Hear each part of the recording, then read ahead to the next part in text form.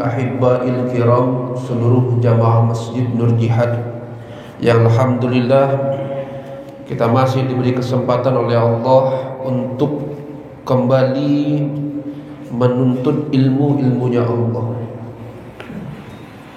Alhamdulillah, rasa syukur tiada hentinya kita hantarkan kepada Allah Subhanahu wa ta'ala atas izin Allah, atas rahmat Allah, atas hidayah Allah, kita masih digerakkan kaki kita masih digerakkan hati kita masih diberikan kesempatan yang luar biasa merasakan duduk di tengah taman-taman surganya dunia, kata Rasulullah. Hal ini sangat patut untuk kita syukuri. Kalau ada tempat yang lebih baik daripada majlis ilmu, mungkin tempat itulah yang akan menjadi penyelamat kita. Tapi Rasulullah SAW begitu banyak bersabda tentang fadilah daripada majlis ilmu. Makanya kalau ada orang yang belum tergerak hatinya untuk hadir di majelis ilmu dengan alasan belum dapat hidayah, itu bukan jadi alasan. Karena di tembilan ini berhambur majelis ilmu, berserak di setiap tempat. Jadi tidak ada kata lagi saya belum dapat hidayah untuk hadir di majelis ilmu karena Allah belum kasih saya hidayah. Nih, di setiap sudut-sudut sisi tembilahan sudah ada majelis ilmu. Karena sejatinya hidayah itu dijemput, bukan ditunggu. Maka kita harus bersyukur Allah masih beri kita nikmat sehat, Allah masih beri kita nikmat iman, hingga kita masih dapat duduk berkumpul di silaturahmi di majelis ilmu yang insya Allah Rasulullah SAW di Mala'ul A'la sana melihat kita. Karena Rasulullah SAW sendiri yang berkata, ya Allah, di sana di Masjid Nur Jihad, ini istilah zaman Rasul belum ada Masjid Nur Jihad, istilah. Ya Allah, di Masjid Nur Jihad sana ada sekelompok umatku yang sedang duduk di taman surganya dunia, yaitu majelis ilmu. Di dalamnya dibacakan ayat suci Al-Quran, di dalamnya dibacakan lisan yang senantiasa berselawat kepadaku. Ya Allah, izinkan aku untuk hadir di tengah-tengah majelis ilmu tersebut untuk membalas setiap solawat yang ada, yang terucap dari lisan umatku. Maka majelis ilmu ini amat luar biasa. Kita harus yakin bahwa Rasulullah itu khairal majazi, sebaik-baiknya yang memberi balasan. Bahkan satu pun hadis daripada baginda Rasulullah SAW belum pernah kita temukan hadis tersebut meleset. Begitu juga ayat min ayatil Quran, belum pernah kita temukan satu pun ayat Quran yang tidak sesuai dengan fakta yang kita alami pada zaman sekarang. Untuk itu kita bersyukur kepada Allah dengan lafaz alhamdulillahirabbil alamin. Kita masih diberikan kesempatan yang begitu mulia. Salawat serta salam senantiasa terlimpah curahkan kepada Nabi besar Muhammad sallallahu alaihi wasallam, dengan lisan yang senantiasa basah berselawat kepada Rasulullah. Bahkan ulama mutaakhirin, salah satunya Gus Bahauddin Nur Salim, itu menjelaskan bahwa amalan sunnah yang paling aman untuk zaman sekarang itu adalah salawat kepada Rasulullah SAW. Karena lisan yang bersalawat kepada Rasulullah, hatta sekalipun hatinya itu untuk riya niatnya, diterima oleh Allah Subhanahu wa ta'ala. Karena agungnya nama, sebuah nama dari kata Muhammad. Maka seluruh nama yang berkaitan dengan Muhammad pasti ada berkahnya. Makanya menamakan anak-anak kita dengan nama Ahmad, nama Muhammad, atau nama-nama Rasulullah SAW yang lain, Al-Mustafa, Al-Munir. Nama-nama tersebut akan mendapatkan suatu keberkahan di sisi Allah Subhanahu wa taala. Lantas bagaimana Ustaz dengan nama Muhammad kelakuannya neraka? Jangan salahkan nama Muhammadnya, karena hidup adalah pilihan. Ibu 4 bulan, tak kala kita masih di kandungan, karena kita semua pernah jadi anak, tapi belum tentu kita semua akan merasakan jadi orang tua. 4 bulan kita di dalam kandungan, rekam jejak kita kehidupan di dunia sampai kita akhir hayat itu telah ditampilkan nama Allah. Maka kata Allah, Fernanda, ini hidupmu selama di dunia, siap apa tidak? Kalau kau tidak siap, maka kau tak akan terlahir di dunia.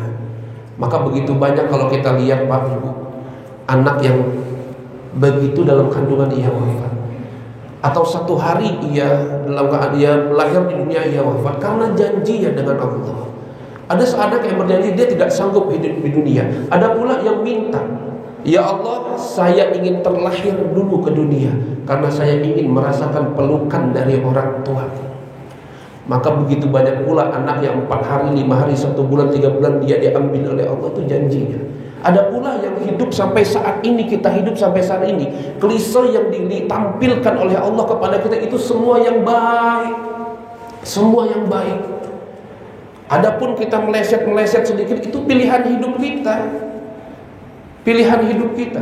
Karena Allah memberikan kita akal untuk memilih, maka pilihlah sesuai kemauanmu, tapi jangan lepas dengan syariat.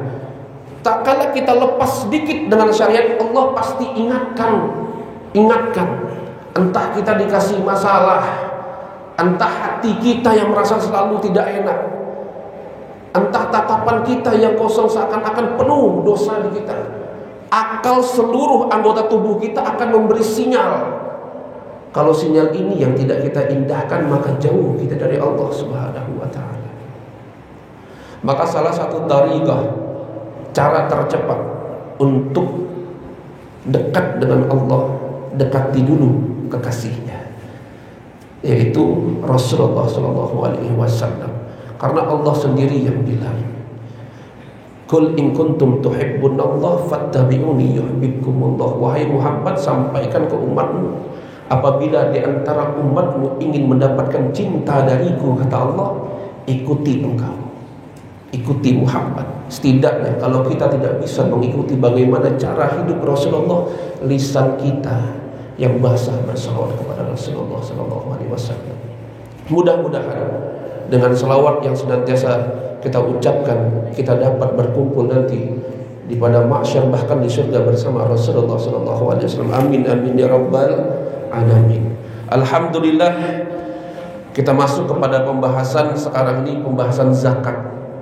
Kalau lalu kita bahas tentang isti'anah, yaitu hukum meminta pertolongan, sekarang tidak kalah pentingnya salah satu dari rukun Islam kita, yaitu pembahasan tentang zakat.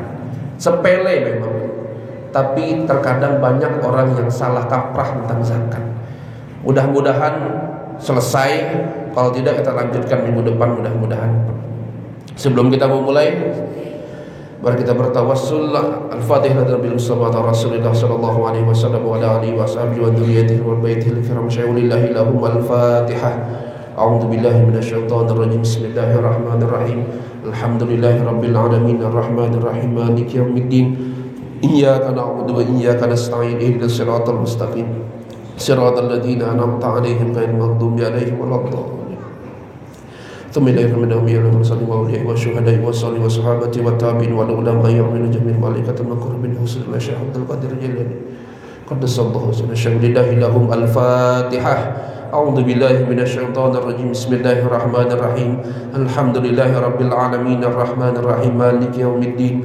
Iyyaka na'budu wa iyyaka nasta'in. Ihdinas siratal mustaqim siratal ladzina an'amta 'alaihim ghairil maghdubi 'alaihim waladdallin. Al-Fatihah. Sallallahu bihadzal kitab sabinatun najah. Asyhadu min hamd samira hadru min afa'ana Allah bilumihi wa asrarihi wa al-warad nafa'atihi fid dini wa dunya wal akhirah. Al-Fatihah. A'udzu billahi minasyaitonir rajim. Bismillahirrahmanirrahim. Alhamdulillahi rabbil alamin arrahmanir rahim maliki yaumiddin. Iyyaka na'budu wa iyyaka nasta'in. Ihdinas siratal mustaqim siratal ladzina an'amta 'alaihim ghairil maghdubi 'alaihim waladdallin. Qala musannif rahimallahu ta'ala wa nafa'ani wa faslun, bermula yaitu suatu pasal. Al-amwalul lati talzamu fiha zakah sittatu anwa'. Bermula harta-harta yang wajib atau yang harus dizakatkan itu ada 6 perkara atau ada 6 hal. Yang perlu kita batasi terlebih dahulu ini seputar tentang zakat mal.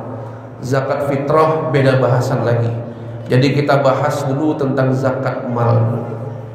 Sebelum kita bahas tentang harta-harta yang wajib untuk dizakati, perlu kita ketahui siapa saja orang-orang yang berhak menerima zakat sesuai syariat.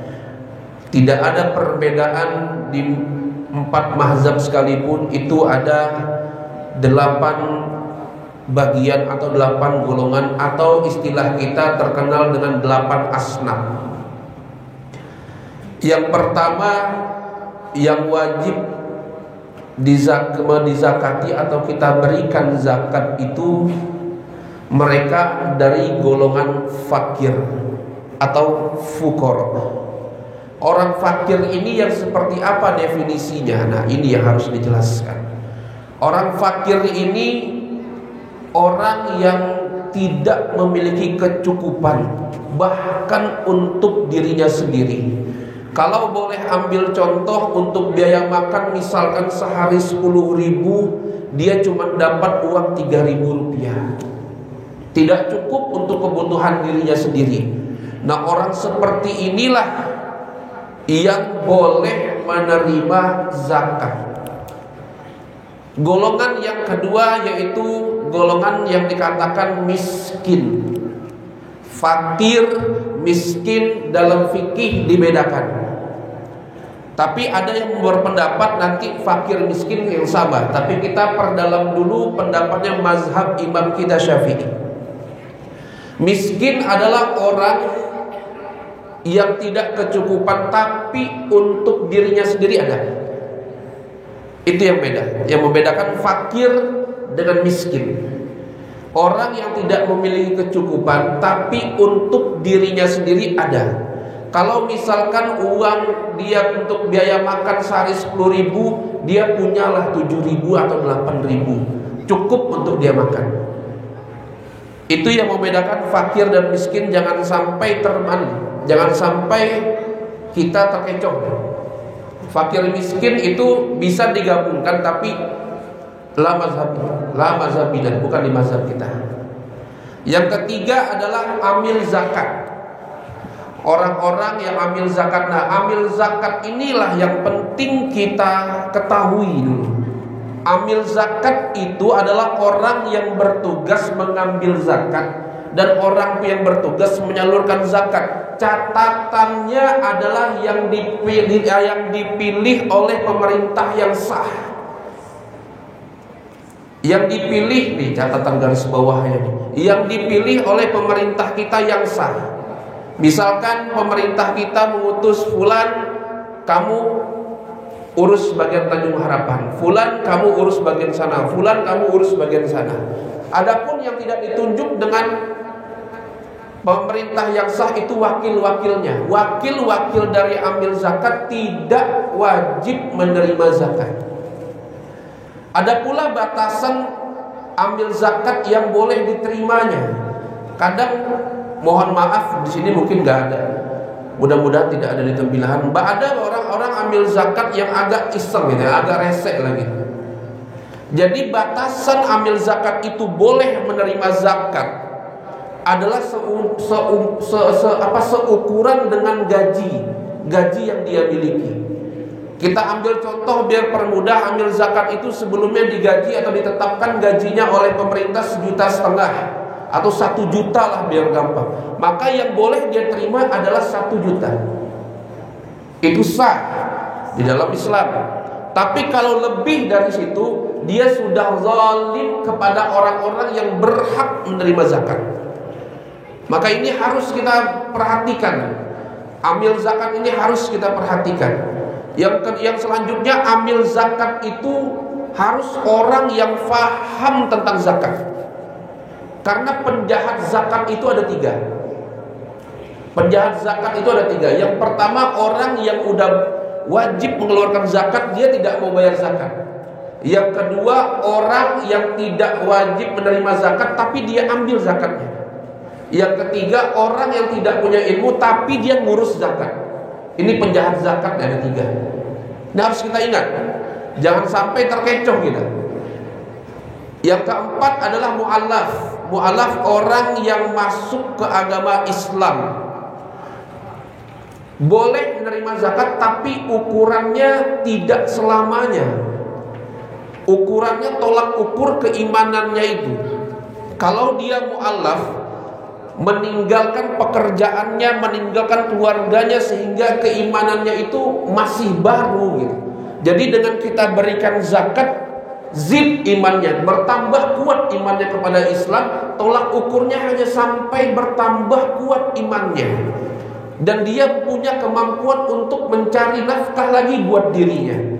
Jadi bukan selamanya mu'allaf itu berhak menerima zakat. Ada yang 2 minggu dia udah zid imannya, udah bagus imannya, 1 bulan, 3 bulan, 1 tahun pun ada. Agar apa zakat itu diberikan kepada dia? Agar dia lihat bahwa Islam itu ramah, merangkul orang-orang yang seperti ini.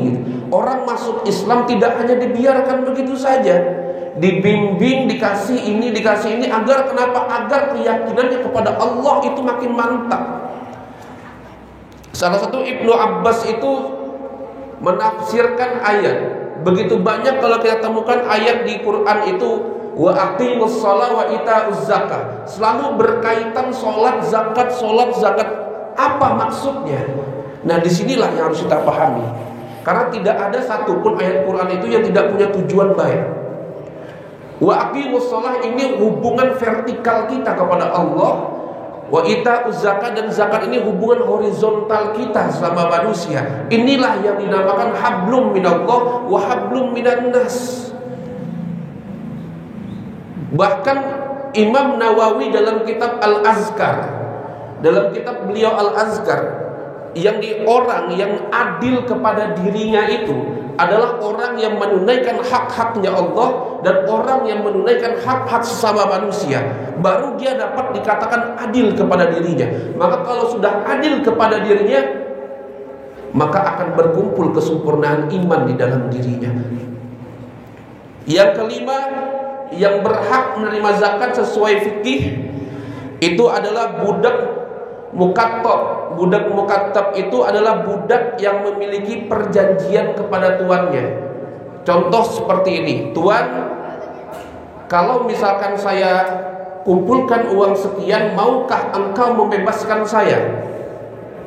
Kata tuannya, baiklah, kau beri saya 10 juta, maka akan kubebaskan kau. Maka dia diberikan kesempatan untuk mencari rezeki, untuk membebaskan dirinya. Kalaupun tidak bisa, ini budak mukattab ini boleh ke badan amil zakat untuk berkata, wahai badan amil zakat, saya budak mukattab yang udah ada perjanjian kepada tuan saya untuk dimerdekakan, bolehkah saya minta bagian saya? Sah. Berapa? 10 juta. Maka dialirkanlah 10 juta ke situ. Kenapa? Karena pahala membebaskan budak. Sampai segininya Islam mengatur. Cuma budak mukattab ini sudah tidak ada zaman sekarang.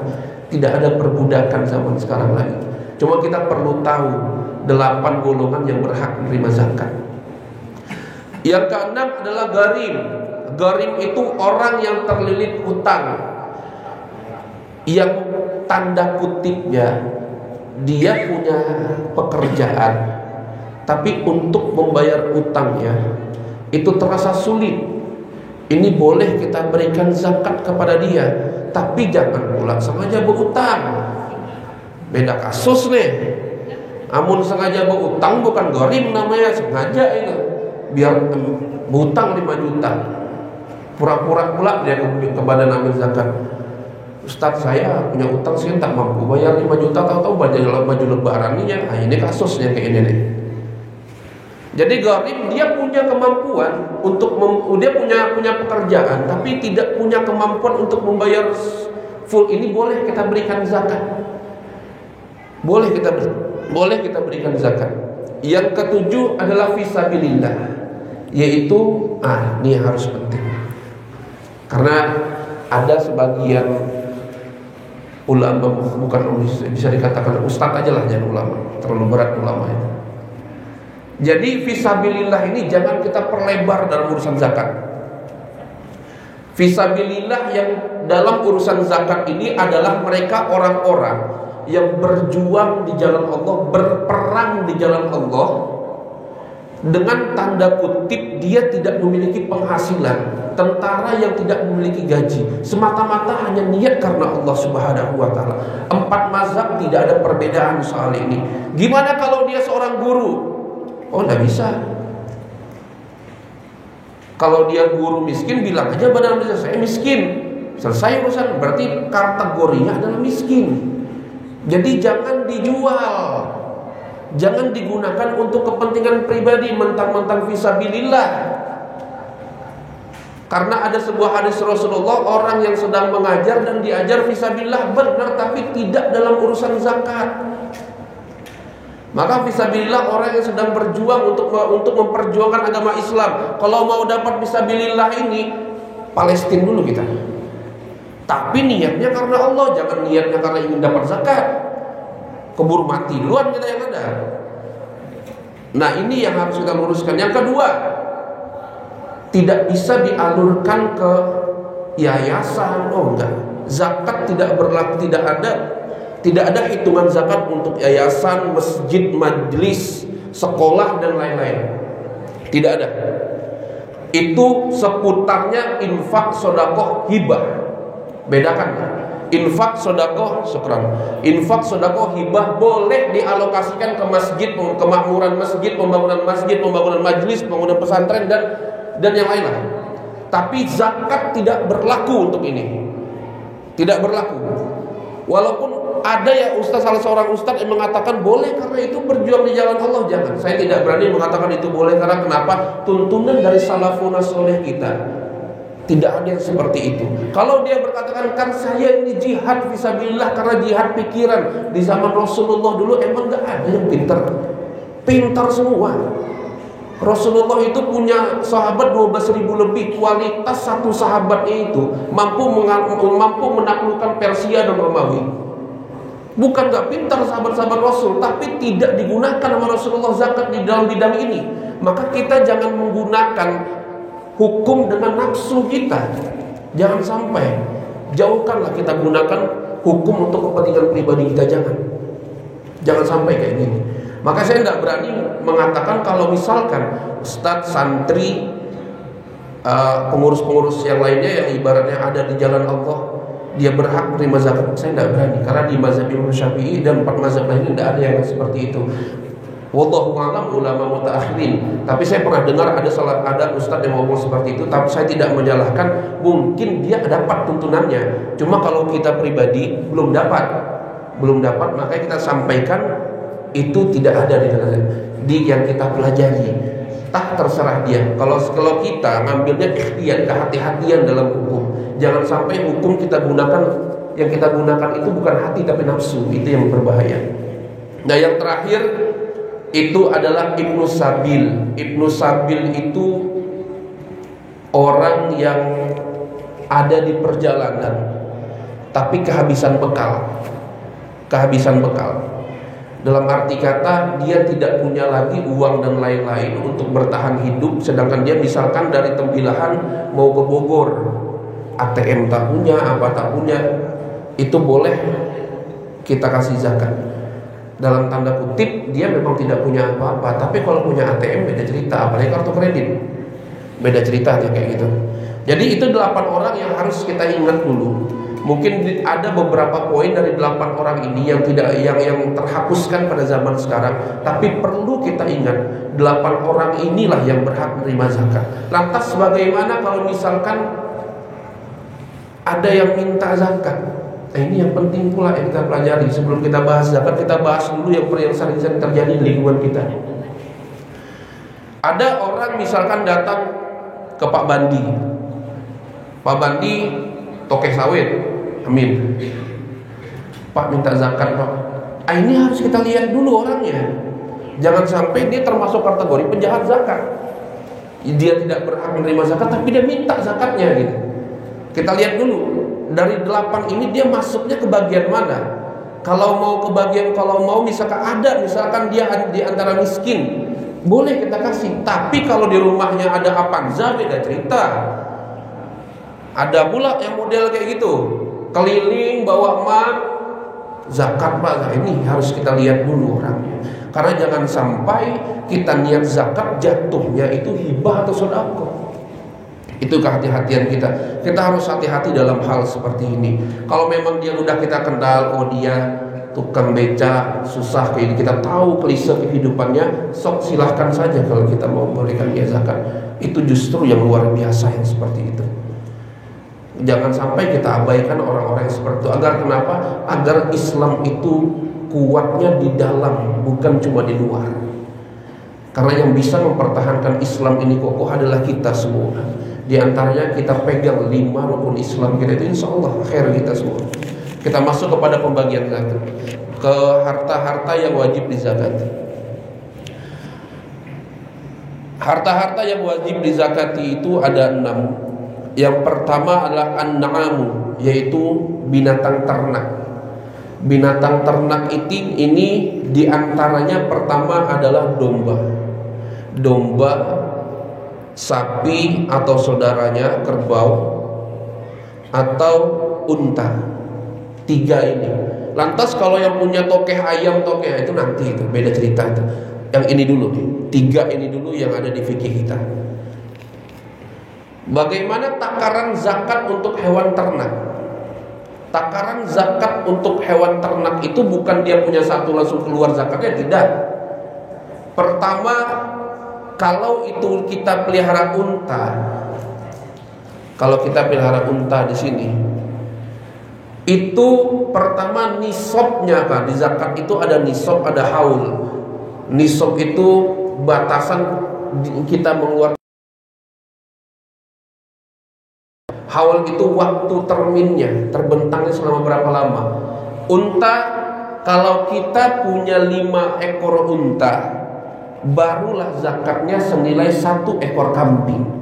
Kalau punya 5 ekor unta. Jadi kalau di fikih Syafi'i itu, kalau unta kita terpiara unta 5 sampai 9 unta, zakatnya 1 ekor kambing. 10 sampai 14 unta, zakatnya 2 ekor kambing. Dia dikalikan 4. 15 sampai 19, 3 ekor kambing. 20 sampai 24, 4 ekor kambing. 25 ke atas, 1 ekor unta. Jadi seperti ini yang harus kita catat.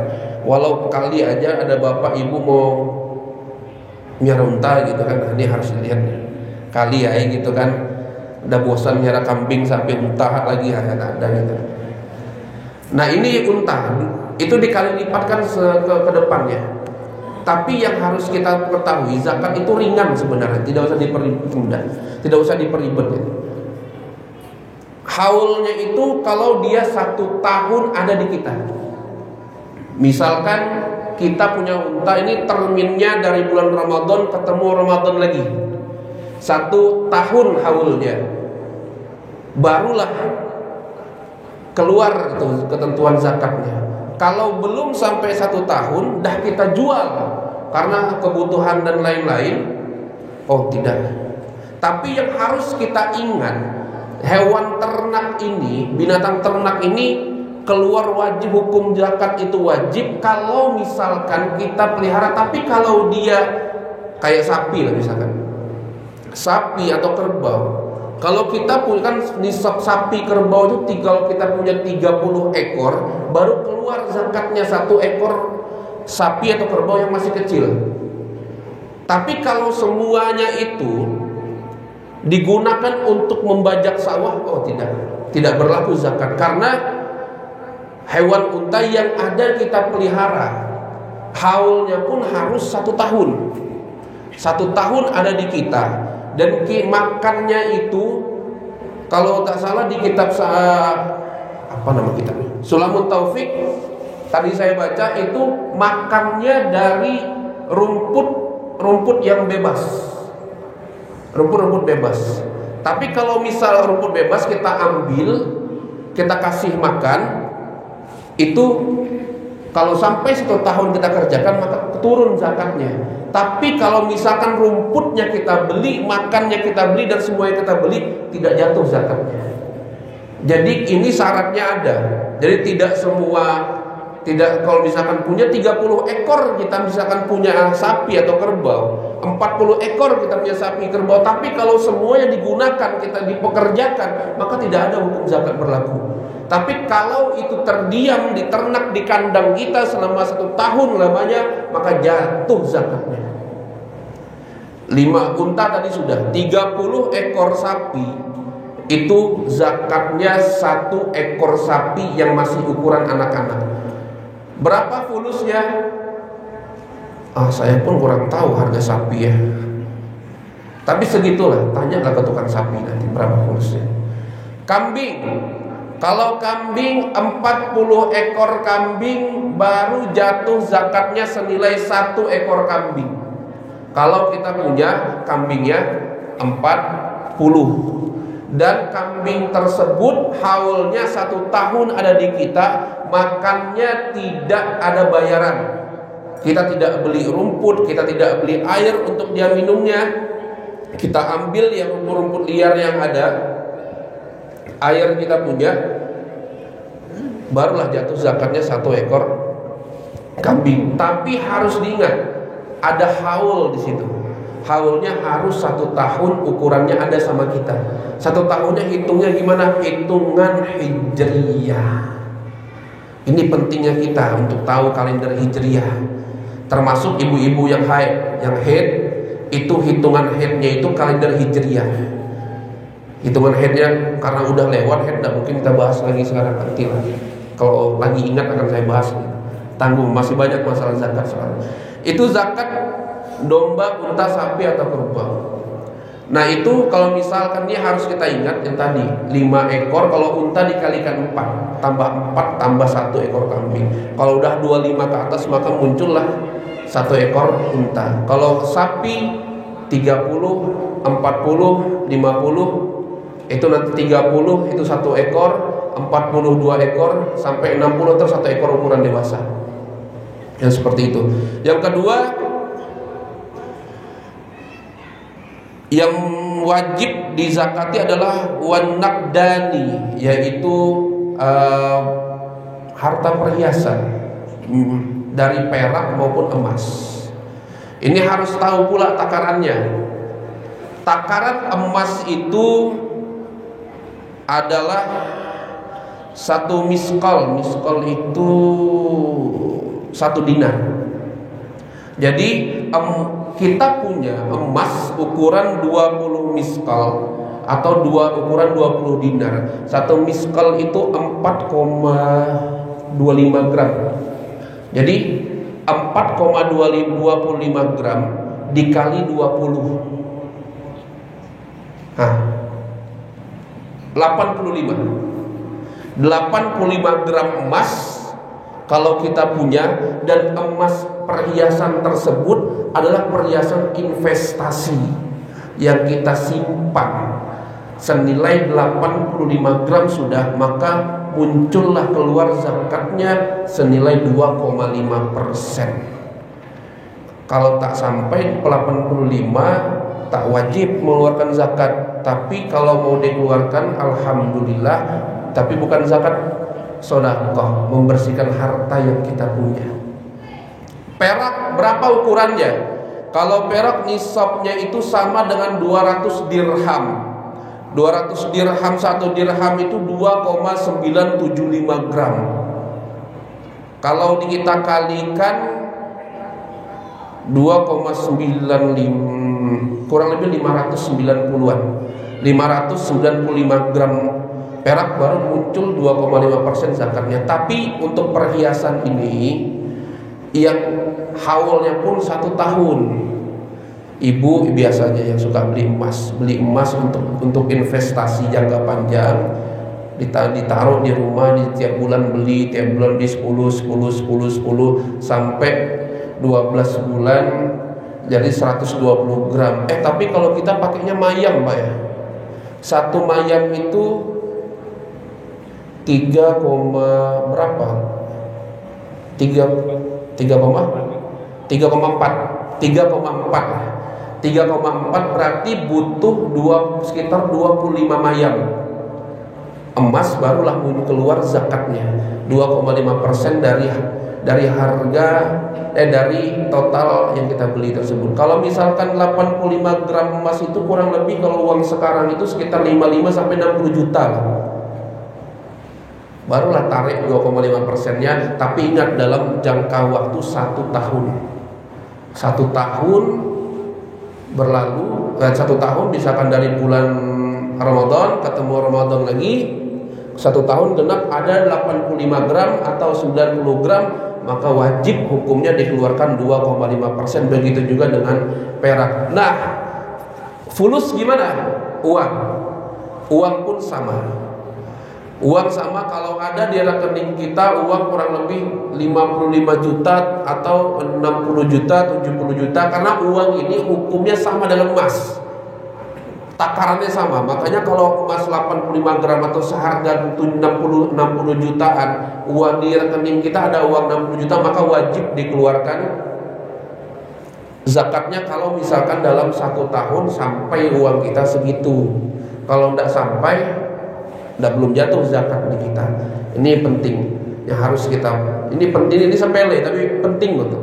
Karena Rasulullah berkata zakat itu sebagian dari kesucian iman kita. Ada di kitab Tanqihul Qaul. Kebetulan saya tidak bawa kitabnya. Jadi zakat itu adalah bukan pembersih dari harta kita, tapi pembersih dari segi keimanan kita juga. Makanya orang yang sudah wajib kena nisabnya, kena haulnya, dia punya uang tapi dia tidak mengeluarkan zakat, Allah sendiri yang berkata siap-siap ceburlah ke sana, itu berenang ke nerakanya Allah. Mudah-mudahan kita terhindar dari nerakanya Allah Subhanahu wa taala. Nah, itu untuk emas dan perak dalam perkataan perhiasan. Tapi bagaimana kalau misalkan perhiasan yang digunakan?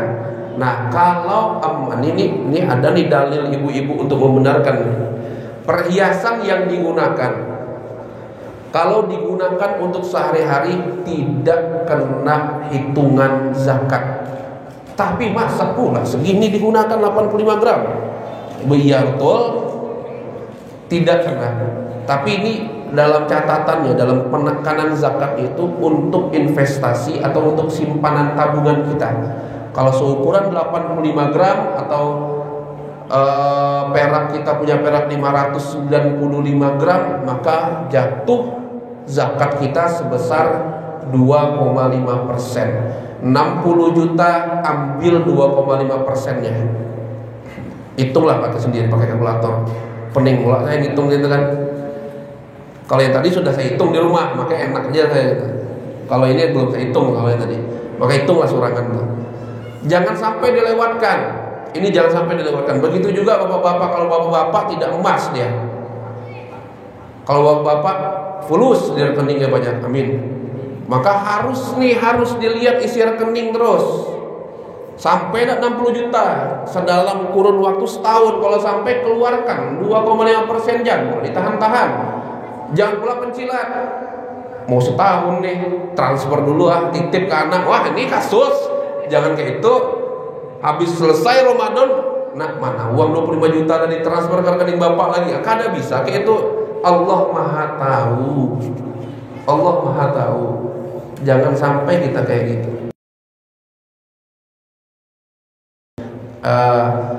Selanjutnya itu adalah wal muasyarat, yaitu tumbuh-tumbuhan dalam tanda kutipnya itu makanan pokok. Kalau di Arab sana mungkin anggur, kurma, gandum dan lain-lain. Kalau kita padi aja lah. Yang punya sawah, yang nanam padi akan sampai ya Pak ya? Takajud lah gitu punya. Sampai nisab dan haulnya, kalau misalkan itu adalah makanan pokok, punya sawah 1 hektar, amin, amin aja. Nanti urusan Allah itu, amin aja pokoknya. Karena tempat makbul doa itu salah satu majelis taklim. Amin kan aja. Setidaknya kalau tidak di dunia, di akhirat punya sawah kita. 1 hektar, ada nisab dan haulnya pula. Kita tanam padi 1 hektar. Misalkan panennya 5 dalam 1 bulan, berapa bulan sekali panen padi itu Pak? 4 bulan sekali, kenalah 100 kilo atau 100 lebih kilo. Dalam 1 tahun berarti cuma 300 kilo. Ukuran untuk padi makanan pokok kita itu 720 kilo sampai dengan 800 kilo baru keluar zakat untuk makanan pokoknya, untuk tumbuh-tumbuhan ini. Kalau ada tuh, tapi dikalikan selama 1 tahun. Kalau misalkan 1 bulannya 50 kilo, berarti kalau 1 tahun masih sekitar 600 belum sampai. Kalau 1 bulannya dia panen 80 kilo, sampai dengan haul 1 tahunnya lebih dari 800, maka keluarlah ketentuan zakatnya. Kalau zakat tentang muasyarat ini berbeda dengan emas, berbeda dengan yang itu. Kalau tumbuh-tumbuhan, kalau makanan pokok pertama, kalau sawah tersebut berada di atas tanah yang sungainya airnya itu mengalir atau mengandalkan air hujan, maka zakatnya kalau dia sampai 800 kilo, zakatnya 10%. Maka pikir langsung 10% banyak.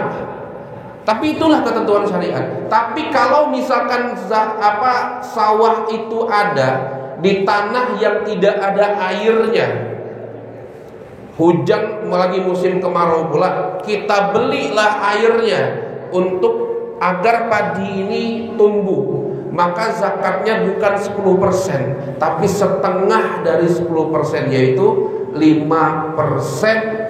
Harus pula mencukupi nisabnya 720 kilo atau sampai dengan 800 kilo. Minimal 720 kilo lah kita punya.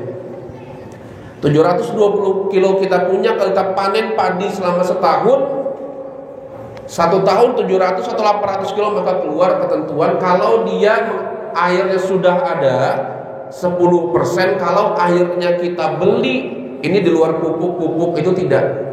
Pupuk dan semprot-semprotan hewan lagi, hama itu tidak termasuk. Di sini air tempat nutrisi dia, itulah bahasa kitanya. Kalau misalkan airnya sudah ada, mengandalkan air sungai atau air hujan, maka 10% ketentuan zakatnya. Kalau airnya beli dari tempat lain agar ini tumbuh, maka cuma 5%. Ini yang harus kita, kalau untuk, kan mayoritas kita masih banyak petani, harus diingat 720. Kalau tidak sampai, sebenarnya tidak jatuh hukum zakat kepada dia.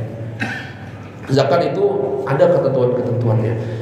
Yang selanjutnya wa amrut tijarah, itu kalau kita berdagang. Kalau kita berdagang ini transaksinya jual beli, ingat, jual ada penjual, ada pula pembeli ya. tapi selalu berkesinambungan selama 1 tahun. Bukan kalau misalkan ada yang jual tanah, tok dia jual aset dia, tidak jatuh zakatnya walaupun harga tanah 10M. 10M dia, karena dia cuma menjual aset, tidak ada transaksi untuk kembali membeli tanah agar diperjualbelikan lagi, maka dia tidak jatuh hukum zakatnya. Walaupun itu harga tanahnya 10M, tapi mikirlah sendiri, 10M masa tak berbagi tetangga kan gitu. Sedekahlah kita. Maka selain zakat adalah muncul sedekah. Jangan salah sama sedekah, Pak. Laula akhartani ila ajalin karim fa asaddaqa wa akum minas solihin. Itu penduduk kubur itu menjerit, minta sama Allah, ya Allah, hidupkan saya walaupun sebentar di dunia. Kalau kau memberikan aku kesempatan untuk hidup di dunia walaupun sebentar, fa'asaddaqu, maka aku akan sedekah. Kenapa yang diambil sedekah? Karena sebentar waktunya. Mintanya sebentar. Sebut sedekah, niku sedekah.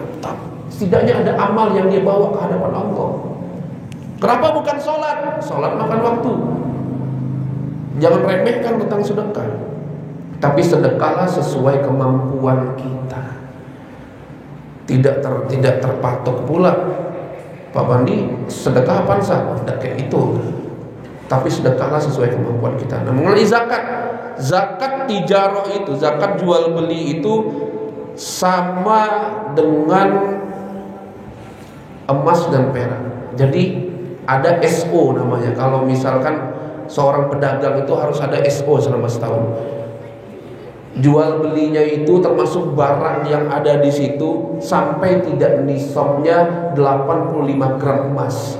Kalau sampai maka jatuhlah zakatnya. Kalau tidak sampai tidak jatuh zakatnya. Kalau misalkan dia apotik lah, saya contohkan dari diri saya sendiri gitu kan. Emak saya apotik. Saya selalu bilang ke emak, hati-hati, jangan sampai sedikit pun meleset. 1 bulan berapa pendapatan kali 12. Itu hukum mutlak dari zakat. Kali 12 dulu. Kali 12 baru SO, stock opnam tuh semuanya. Berapa tuh aset yang ada? Tambahkan bagi 2,5%. Berapa tuh zakat itu? Berapa sekian itulah zakat. Jangan pula semampunya zakat, semampunya. Kita banyak, Allah kasih rezeki kepada kita. Rezeki kita itu ada hak orang lain, dari zakat inilah kita keluarkan. Saya selalu tekankan ke bapak dan ibu saya untuk seperti itu, karena jangan sampai ada 1 biji aja yang tidak terhitung zakat kita dipertanggungjawabkan di akhirat. Saya kalau untuk urusan ini agak-agak saya bentak-bentak dikit lah orang tua saya itu, bukan berarti saya durhaka enggak, tapi inilah hukum syariat yang ada di kita. Jangan sampai kita akali syariat ini. Maksudnya akali apa? Kita udah tahu penghasilan kita sekian, zakat 2,5% diambil pula 0,25. Misalkan 100 juta dalam 1 tahun, dia keluarkan 100.000 cuma. Oh, mana pelit betul, orang ini kikir yang luar biasa. Disinilah yang harus kita tahu. Nah, itu baru sampai al-mu'asyarat, zakat bukan wa amwalu tijarah, zakat kalau untuk perniagaan atau untuk hukum jual beli. Ingat, yang berlaku zakat jual beli bukan jual aja. Jual beli yang berkesinambungan kayak apotik obat, begitu habis ada lagi stoknya, ini yang berlaku. Kalau cuma sekedar menjual tidak berlaku hukum zakatnya. Wallahu a'lam bishawab. Mudah-mudahan bermanfaat semua. Mari sama-sama kita Fatihah. Dan kakek kami, ini kami yang ada di Solo, alhamdulillah, bukan alhamdulillah juga, innalillahi wa inna ilaihi rajiun. Allah panggil tadi subuh, ba'da sholat subuh, karena udah pulang umroh kemarin langsung sakit. Tadi saya mau ikut cuma kata orang tua jangan tinggalkan pengajian ini, kan hukumnya fardu kifayah. Iya pulang, kata saya. Ya udah, saya insyaallah nanti saya ziarah lah ke sana, kata saya. Jadi orang tua berangkat ke sana, saya tinggal di sini bersama istri. Saya minta Fatihahnya juga, mudah-mudahan amal ibadahnya diterima di sisi Allah dan ditempatkan di tempat yang layak oleh Allah Subhanahu wa taala. Tidak lain tidak bukan kita harapkan kepergiannya dalam keadaan husnul khatimah. Al-Fatihah bin niyatil madhkur wal mausul ya Allah, wa ila hadratir rasul bin niyatil madhkur ya Allah. Sahil umurana wa ahsil maqasidana wa balligh ma'mulana wastajib du'ana min umuri dunya wal akhirah ya Allah. Bi barakati wa syafaati Rasulillah Muhammad sallallahu alaihi wasallam bisiril Fatihah. A'udzu billahi minasyaitonir rajim. Bismillahirrahmanirrahim. Alhamdulillahirabbil alamin arrahmanir rahim maliki yaumiddin. Iyyaka na'budu wa iyyaka nasta'in. Ihdinas siratal mustaqim siratal ladzina an'amta 'alaihim ghairil maghdubi 'alaihim waladdallin. Bismillahirrahmanirrahim. Alhamdulillahirabbil alamin hamdan yu'affi ma yukafi mazidah. Ya Rabbana lakal hamdu kama yanbaghi li jalali wajhikal karim ya azim sultanik. Allahumma salli wa sallim ala sayyidina Muhammadin sahibul busra salatan tubashshiruna biha wa ahlana wa auladana wa jami'a masyayikhina wa muallimina wa talabatana wa talibatana min yaumina hadha ila yaumil akhirah. Allahumma jalna wa ahlana wa auladana min ahli ilmi wa ahli khair, min ahli ilmi wal istiqamah, min ahli Quran, min ahli ibadah, min ahli akhlaqul karimah ya Allah ya Rahman Rahimin. Warzuqna wa iyyahum fahman nabiyyin wa hifzul mursalin wa ilhaman malaikatil muqarrabin fi afiyati ya Rahman Rahimin. Wa sallallahu ala sayyidina Muhammad nabiyil ummi wa ala alihi washabihi wasallam. Subhana rabbika rabbil izzati amma yasifun wa salamun alal mursalin walhamdulillahi rabbil alamin. Kita tentu mohon maaf apabila ada kekurangan dan kesalahan dalam kata. Khairul kalam. Assalamualaikum warahmatullahi wabarakatuh. Subhanakallahumma bihamdika asyhadu an la ilaha illa anta astaghfiruka wa